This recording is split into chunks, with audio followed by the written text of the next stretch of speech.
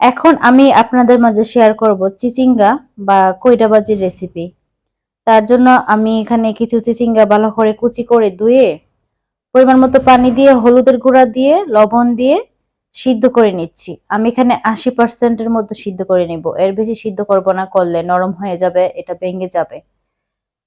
তো এ পর্যায়ে সিদ্ধ হয়ে গেছে, আমি পানিটা ছেঁকে রেখে দিব।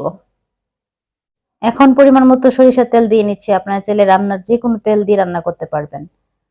দিয়ে নিচ্ছি কিছু পেঁয়াজ কুচি, কিছু রসুনের টুকরো, আস্ত রসুনের টুকরো দিয়েছি, আপনারা চাইলে রসুন কুচি করে দিতে পারবেন।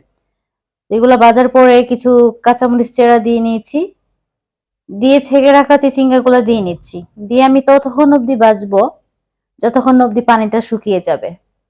একদম ক্রিস্পি করবো না, কিন্তু পানিটা শুকিয়ে ফেলবো। একটু লবণও দিয়ে নিচ্ছি।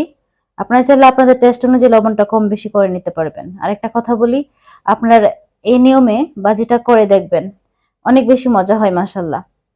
আমার ভিডিওতে বলা কথার মধ্যে ভুল ত্রুটি থাকলে ক্ষমা সুন্দর দৃষ্টিতে দেখে নেবেন। ভাজিটা দেখতে কেমন লাগছে জানি না, খেতে কিন্তু আমার কাছে অনেক বেশি ভালো লাগছিল সত্যি।